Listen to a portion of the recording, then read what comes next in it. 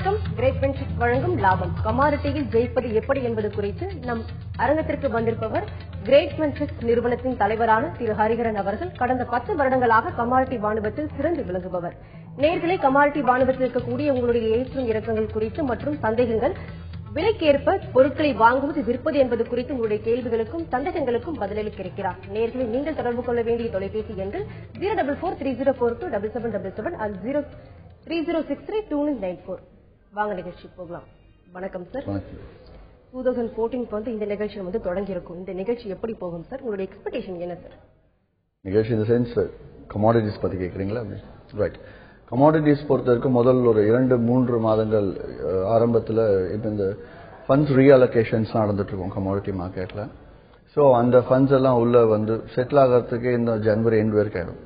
So பிப்ரவரியிலிருந்து நல்லா போகுன்ற எதிர்பார்ப்பு. அதே மாதிரி 2014 முடிவில் சென்ற வருடம் இருந்ததை விட ஒரு 3-4 மடங்கு வியாபாரம் அதிகரிக்கும் சொல்லியிருக்காங்க. அதே 2015 10 மடங்கு நல்லா இருக்கும் அப்படிங்கிற மாதிரி ஒரு செய்தி வெளியா இருக்கு. யூஎஸ் தெரியும். கிரேட் வெஞ்சர்ஸ் வந்து என்ன மாதிரி நிறுவனம் தெரியும், கமாடிட்டில வந்து சிறந்து விளங்கிட்டு வருது. நீங்க வந்து கிரேட் வெஞ்சர்ஸ் பத்தியும் ஷார்ட்டா ஸ்பெஷாலிட்டி சொன்ன என்ன விஷயங்களை சொல்வீங்க சார்? கிரேட் வெஞ்சர்ஸ் பத்தி சொல்லணும் அப்படின்னா, நார்மலா ஒரு புரோக்கிங் ஃபர்ம் அப்படின்னா வர வாடிக்கையாளர்களுக்கு அவங்களுக்கு தேவையான அந்த சாஃப்ட்வேர் மட்டும் கொடுத்துறதோட முடிஞ்சிடும்.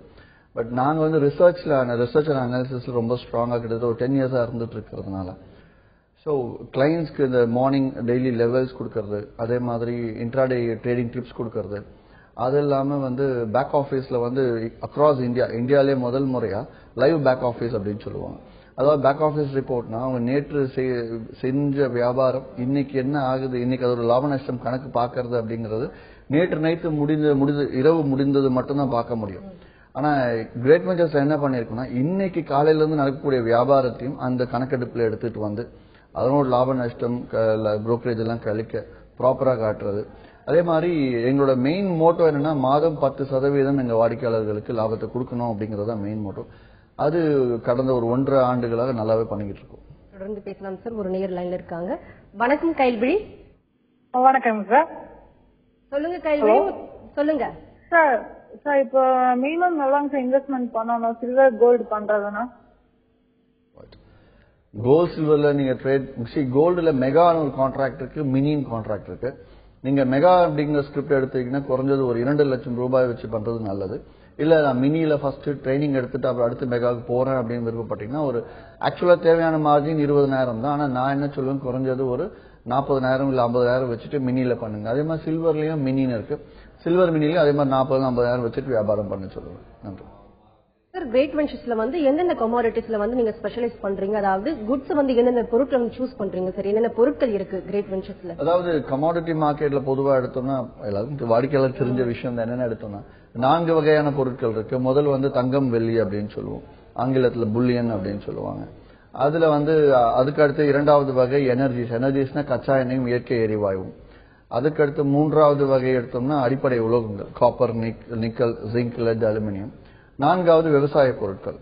விவசாய பொருட்களை பொறுத்தவரையில கிரேட் வெஞ்சர்ஸ் அந்த ஃபோக்கஸ் பண்றது கிடையாது. இந்த புல்லியன்ஸ், மெட்டல்ஸ், எனர்ஜிஸ் மட்டும் தான் ஃபோக்கஸ் பண்ணிட்டு வந்துட்டு. சார் அக்ரில வந்து ஏன் தவிர்க்கிறீங்க சார்? நீங்க எடுக்க மாட்டீங்க? இல்ல, அக்ரி வந்து தவிர்க்கிறது அப்படிங்கறத விட அதுல இன்னும் வேற மாதிரி சொல்லலாம், வியாபாரம் செய்ய வேண்டாமா. அதாவது ஏன் ரீசன் என்னன்னா, தேவையான அளவுக்கு அதுல ரிசர்ச் பண்றதுக்கான டேட்டாஸ் கிடையாது அக்ரி கமாடிட்டிஸ்ல. அதே மாதிரி நிறைய சம்பவங்கள் மார்க்கெட் போயிட்டு இருக்கும், திடீர்னு பார்த்தா ஒரு கமாடிட்டியை பேன் பண்ணுவாங்க அக்ரி கமாடிட்டிஸ்ல. FMC forward market commission involve அதை பேன் பண்ணும் அப்படின்னுவாங்க. சில பொலிட்டிக்கல் இன்ஃபுளுசஸும் அதிகமா இருக்கிறதுனால அக்ரி கமாடிட்டிஸை பொறுத்த வரைக்கும் வேண்டாம்ல தவிர்க்கிறது. அப்படி விருப்பப்பட்டு எனக்கு நல்லா தெரியும் அப்படின்னு ட்ரேட் பண்றவங்களுக்கு நான் பிளாட்ஃபார்ம் கொடுத்துறது. சார் மற்ற நிறுவனத்தை கம்பேர் பண்ணும்போது கிரேட் வெஞ்சர்ஸ்ல வந்து என்ன மாதிரி அட்வான்டேஜஸ் இருக்கு? மற்ற நிறுவனத்தை கம்பேர் பண்ணும்போது என்னென்ன அட்வான்டேஜஸ் வந்து கிரேட் வெஞ்சர்ஸ்ல இருக்கு சார்? ஏதாவது 10 ஆண்டுகள் எனக்கு கமாடிட்டியில அனுபவம் இருக்கு, அதாவது இந்தியாவில் அனுபவம் இருக்கு. அதுக்கு முன்னாடியே ஒரு 2 ஆண்டுகள் இங்கிலாந்துல அனுபவம் இருக்கு.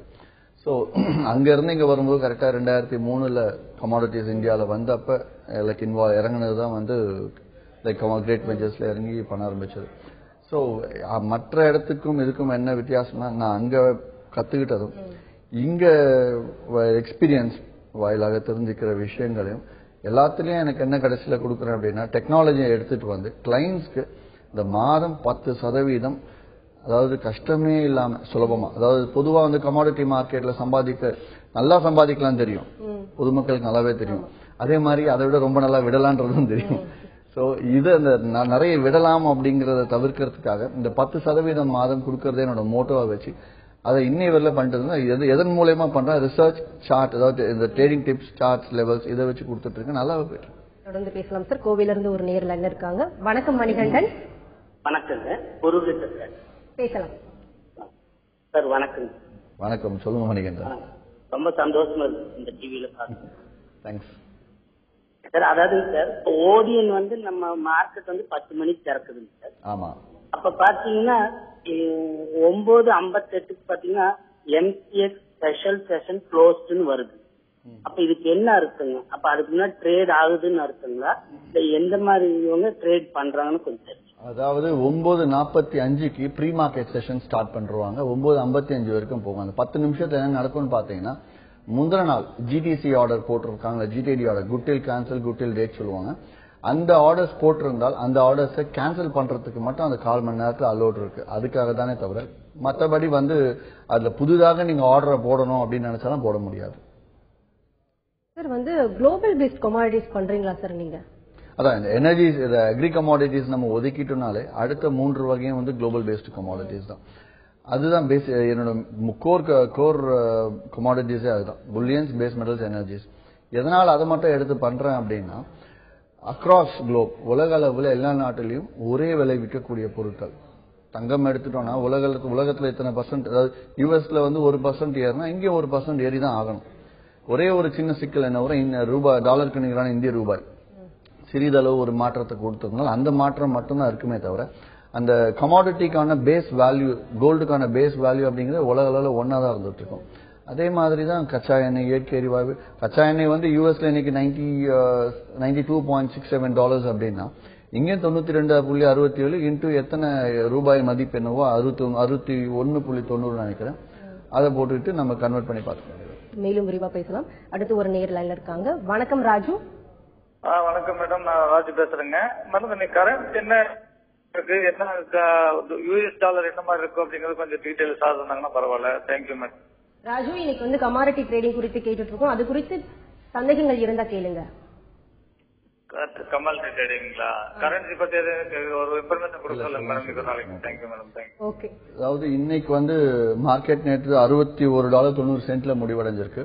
இன்னைக்கு பெரிய அளவுல மார்க்கெட் யூஎஸ்ல வந்து பெரிய டேட்டாஸ் காலையில வெளியாகிற மாதிரி இல்லை. ஆனா இந்த வாரத்துல இந்த பாண்ட் பையிங் ப்ரோக்ராம் வந்து ஸ்டிமுலஸ் பேக்கேஜஸ் எல்லாம் கொஞ்சம் டேப்பரிங் கட் பண்றதுக்கான செய்திகள் சில வெளியாக இருக்கு. அது மட்டும் இல்லாமல் சென்ற வெள்ளிக்கிழமை அன்னைக்கு யூஎஸ்ல நான் ஃபார்ம் பேரோல் அப்படின்னு சொல்லுவாங்க, அதாவது விவசாயமற்ற நிர்வாகங்கள் இருந்து வரக்கூடிய வேலை வாய்ப்புகள் எந்த அளவுக்கு இருந்திருக்குன்ற எடுத்து பார்க்கும்போது 2 லட்சம் பேருக்கு வேலை வாய்ப்பு இருக்கும் அப்படின்னு எதிர்பார்க்கிறது. ஆனால் 75,000 பேர் தான் இருந்திருக்குன்ற டேட்டா வெளியானதுனால அங்க ருபி டாலர் கொஞ்சம் வீக் ஆயிட்டு சென்ற வாரம் எடுத்து பார்க்கும்போது 62.20 காசுல முடிஞ்சது. இன்னைக்கு 61.90 காசுக்கு வந்திருக்கு. இந்த தொடர்ச்சி இன்னைக்கும் நாளைக்கும் இருக்கும். சோ பேசிக்கா யூஎஸ் டாலர் இன்னைக்கு ஈவினிங் மார்க்கெட் கொஞ்சம் வீக்கா தான் இருக்கும். தொடர்ந்து பேசலாம். நெக்ஸ்ட் காலர் லைன்ல இருக்காங்க. வணக்கம் குமார். Good morning madam. சொல்லுங்க சார். ஹலோ, உங்க சந்தேகங்களை கேட்கலாம். குமார் பேசுறேன். ஹலோ, சொல்லுங்க குமார். கமாடிட்டி வாணிபத் டேட்டா பேசலாமா? ஹரிஹரன் டேட்டா பேசலாம் சார். கொடுங்க மேடம். ஹலோ, வணக்கம், சொல்லுங்க. வணக்கம் சார். சார் குமார் திருச்சில இருந்து பேசுறேன். சொல்லுங்க குமார். சார் கிரேட் வெஞ்சர்ஸ்ல ஒரு வருஷமா ட்ரேட் பண்ணிட்டு இருக்கிறேன். ரொம்ப நல்லா பண்ணிட்டு இருக்கிறேன். Very good. உங்க லெவல் சப்போர்ட் ரொம்ப நல்லா பண்ணிட்டு இருக்கேன் சார். தேங்க்யூ. சரிங்க குமார். சார் உங்க தந்தி டிவில உங்க ப்ரோக்ராம் வரதுக்கு என்னோட வாழ்த்துக்கள் சார். சரிங்க, கேள்வியா இருக்கா?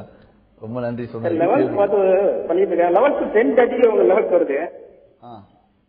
அதை கொஞ்சம் சீக்கிரம் கொடுக்க முடியுமா சார்? அப்புறம் இன்னொரு கொஸ்டின் வந்து இன்னைக்கு கோல்டோட இன்ட்ராடே லெவல்ஸ் எனக்கு வேணும் சார். ரைட். அதாவது 10:30 மணிங்கிறது 10:15 எங்களுக்கு அந்த லெவல்ஸ் வெளியாகும். 10:17 எல்லாரும் பேக் ஆபீஸ்ல நீங்க பார்க்கலாம்.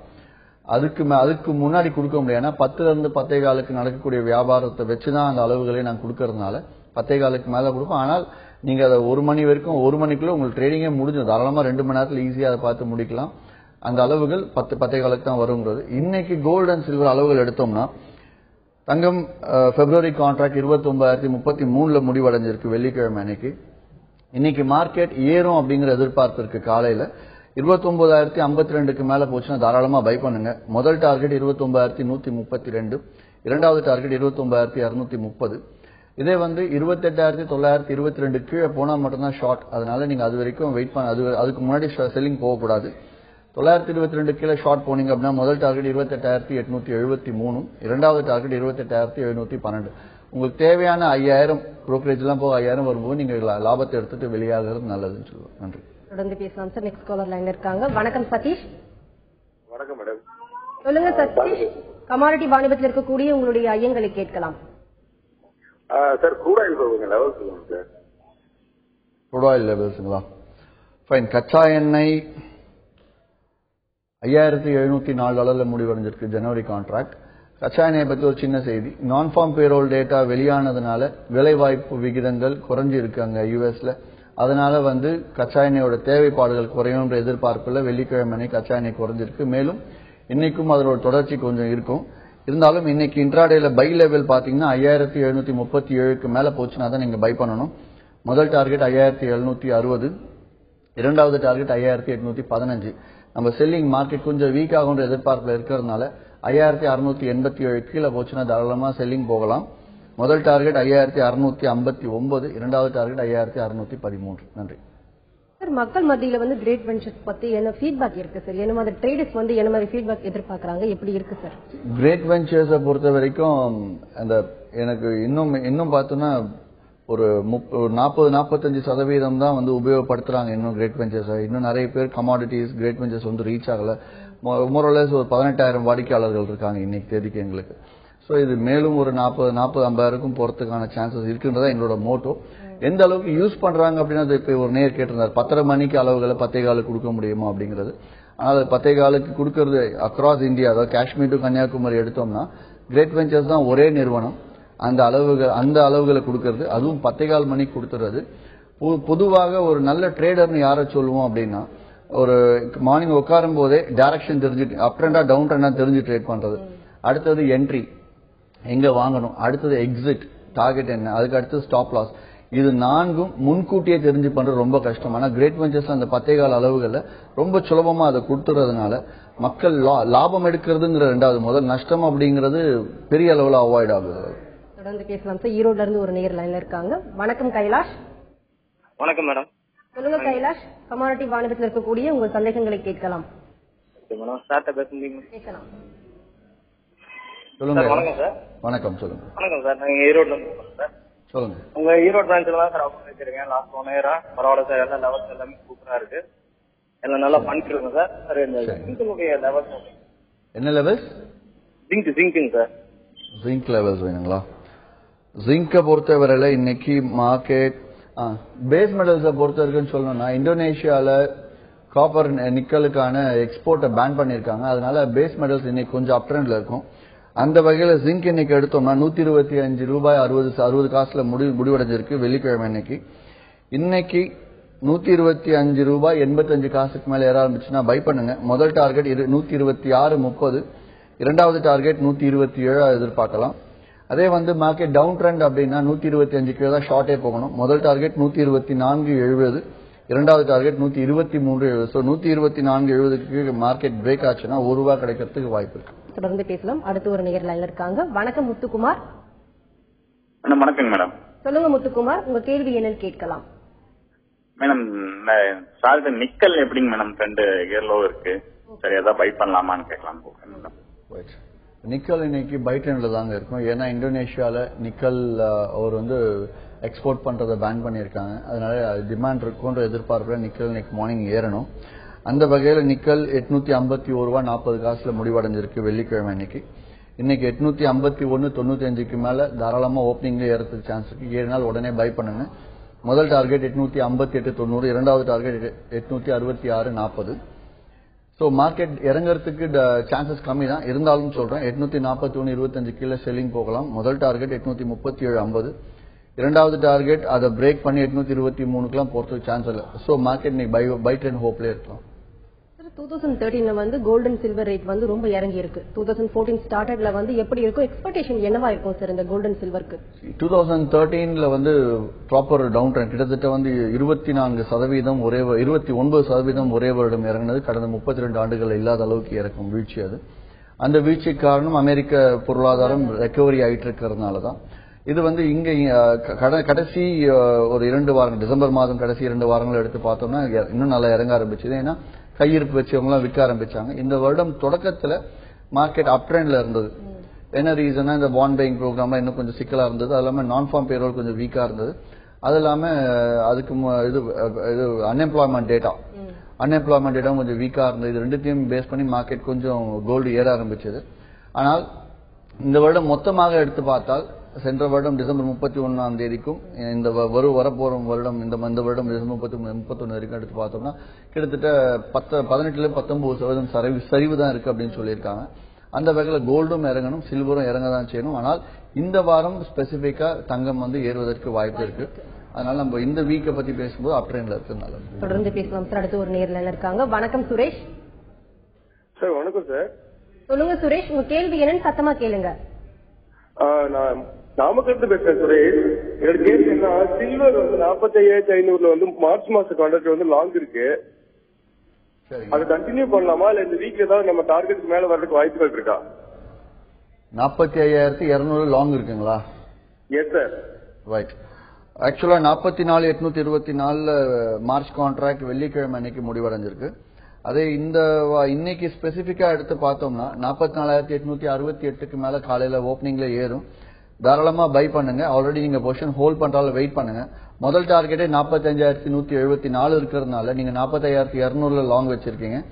சோ நீங்க 45,150 மேல தாண்டும் போதே வெளியாகிறது நல்லது. மற்றபடி இன்ட்ராடே வாடிக்கையாளர்களுக்கு 45,174 முதல் டார்கெட், அதாவது 44,868க்கு மேல பை பண்ணி முதல் டார்கெட் 45,174, இரண்டாவது டார்கெட் 45,524. சோ நல்ல ஹோப்பே இருக்கு இன்னைக்கு அப் ட்ரெண்ட்ல. அதே டவுன் ட்ரெண்ட் மார்க்கெட்னா 44,387 தான் ஷார்ட்டே போகணும். முதல் டார்கெட் 44,200, இரண்டாவது டார்கெட் வரதுக்கான வாய்ப்புகள் இன்னைக்கு குறைவு தான். நன்றி. Thank you sir. இவ்வளவு நாள் கமாடிட்டி வாணிபத்தில் இருக்கக்கூடிய பலவிதமான ஏற்றம் இறக்கங்கள் குறித்து நிறைய விஷயங்கள் பகிர்ந்துக்கிட்டீங்க. குறிப்பா வந்து கோல்ட் அண்ட் சில்வர் வந்து இந்த வீக் எப்படி இருக்கு என்பதை பத்தி தெளிவா சொன்னீங்க சார். நேரில் கேட்ட ஒவ்வொரு கேள்விக்கும் ரொம்ப பொறுமையா பதிலளிச்சீங்க சார். நன்றி. மீண்டும் சந்திக்கலாம். தந்தி டிவி சார்பாக நேயர்களுக்கு வணக்கம்.